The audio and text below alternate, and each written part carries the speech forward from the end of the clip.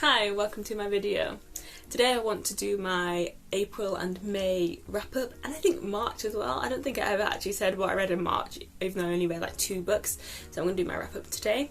I'm so uncomfortable. My knees are going to be popping in and out of the frame, I think, because I'm just uncomfortable on the floor and my house is a mess because we're moving, so I don't have anywhere to really sit and film, so I'm sitting here. I was intending to film more in May, but I just didn't have the motivation. I was just super busy trying to organise my life, and but I did film actually a video that I haven't edited yet, so there's going to be a video that's from like a different time that I haven't edited. But I read quite a few books. In April I read 3, in May and 2 in March, I think. So I'm just going to grab my Goodreads list. I don't have my books at hand because they're all packed away and I was just finishing packing them today. I'm just going to go through on Goodreads all the books that I have read and quickly go through them just to update, I guess. In March I read Ring Shout and The Children of Red Peak. Ring Shout is a novella and it is awesome. It is like a supernatural twist on the Ku Klux Klan, and I listened to the audiobook for it, and the narrator for the audiobook, who I can't remember, I'll write her name on the screen, is absolutely phenomenal. Oh my god, it was phenomenal. It was like theatre in my mind. It was really good. It's a fascinating, interesting read. I really want to read more by the author because it was so cool. Children of Red Peak was a cult thriller, psychological thriller that I read. Oh, I gave Ring Shout 4 stars, by the way. Children of Red Peak was by Craig DeLuey, and it was kind of shit, to be honest. It was okay. The more I think about it, I rated it 3 stars at the time, but now the more I think about it, I'm like, it actually wasn't that good.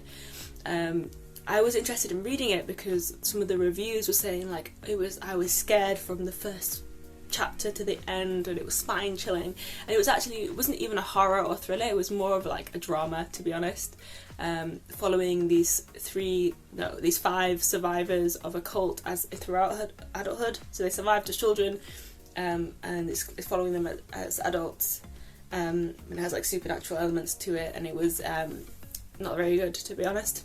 Then I read 1984 by George Orwell, and I did a review of that, and I had a lot of thoughts about it because, yeah. To sum up my thoughts, I'm just going to read my review on Goodreads. So I gave it 2.5 stars. I said half marks for a super fascinating, detailed and thought-provoking world, minus half marks for terrible characters, sexism, minor racism, and particularly for Winston the incel. I think that's all I need to say, to be honest. Next I read Shiver by Junji Ito, which is a manga, or graphic novel. Manga? Yeah. It was really good. I haven't read any of his stuff before and I've been wanting to read it for ages, and it's really good. I didn't find many of the stories particularly scary, but Grease, oh my god, that broke me. Oh, it was just absolutely chilling. His art is great. Gruesome but great.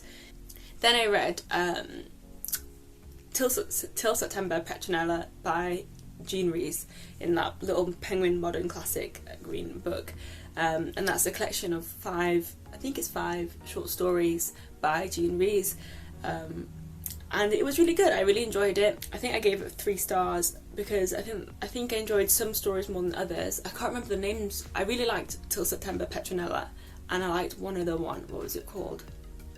The Day They Burned the Books, I think it's called that.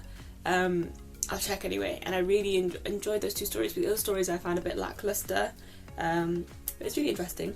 Then I read Pet Sematary by Stephen King. That was really good. I really enjoyed that.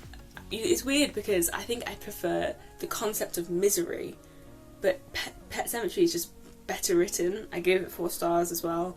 And it's creepy, and it's a really good story, and it's really good exploration of grief and guilt.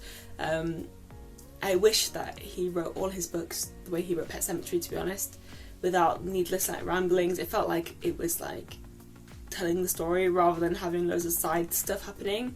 I do find him a bit meandering at times, because I remember when I read Misery, I really, really, really enjoyed the book, but I hated the chapters that were from the other book that was written inside this book, and it was just like the worst. Then I read The Girl Next Door by Jack Ketchum. I bought The Girl Next Door as part of my most disturbing book haul. I gave this 3 stars, and it's about it's from the perspective of a young boy who witnesses and kind of participates in the torture of his neighbour's nieces, and it's based on, or loosely based on, true events about a young woman who was tortured and abused and eventually murdered by her family, and it was quite a harrowing read, to be honest. It was quite harrowing, and it was interesting psychologically about like the control that the perpetrator of the abuse has over the young boys that participate in the torture, and it was harrowing and interesting, to be honest, and disturbing. It definitely fits the disturbing book haul list. Then I read Animal Farm by George Orwell. I think I needed like an antidote to 1984 because I just needed to take the sour taste of it out of my mouth and read something that he wrote that's actually good. So Animal Farm, 4 stars. It's a classic. It's about animals on a farm and they can talk and stuff. And it's about communism. That's like the worst description of Animal Farm I've ever heard. But it was good. It's really good. I've read it in school and it was nice to go back to it a little bit. Then I read The Pigeon by Patrick Süskind. And I think it's Süskind. He's got like an umlaut over the U on it. So that makes an oo, doesn't it? It's German. I don't know. So I'm going to call him Süskind, and if it's wrong, correct me.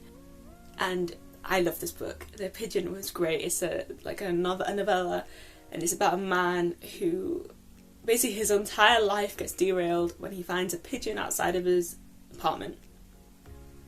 That's basically it. And it's amazing. It's like short, and it was just so good.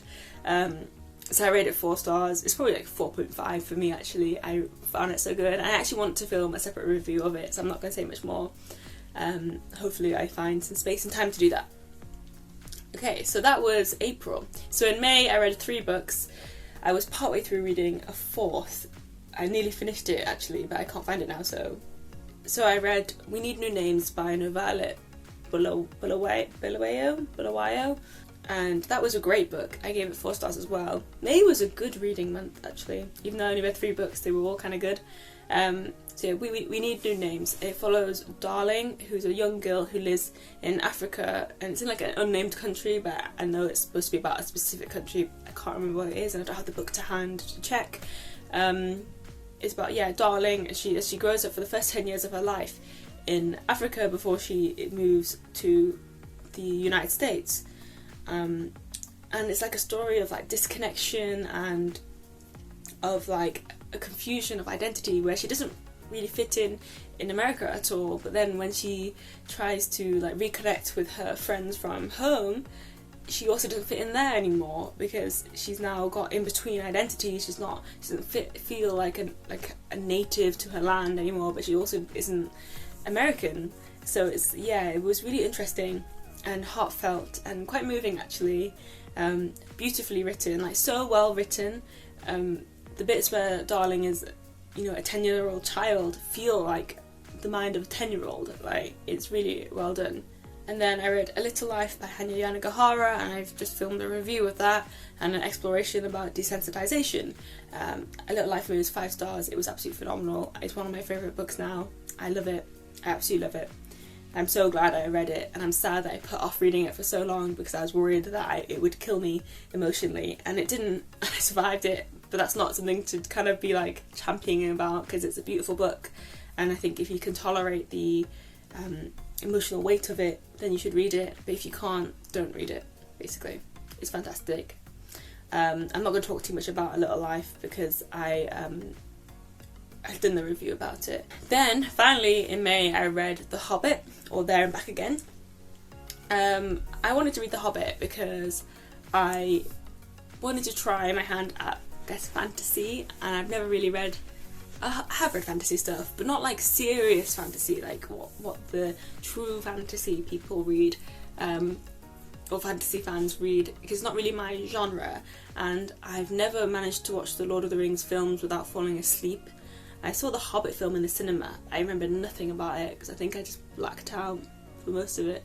And people love that franchise, people love the Lord of the Rings, people love the Hobbit, not the film, but people love the book, and I wanted to know what the fuss was about. I wanted to maybe try and get into it because I felt like, I guess I had like FOMO about fantasy because I've just never been that into it, and I wanted to try.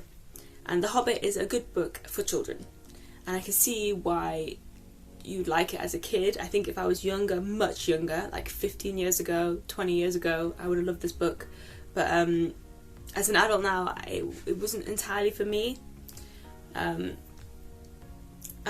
I think that's because it felt like it was written for children, because the attention span of the book was so low. Like every 2 minutes something else was happening, they're moving on somewhere else, or they're doing a new adventure, blah blah blah blah. It's like boom boom boom boom boom. And for a child that'd be great because the attention span is low, but for me as an adult, I just felt like I couldn't keep up with what was happening, or where they were, or who they were talking to, whether they were talking to elves or the gremlins or whatever, I don't know. I was getting so lost.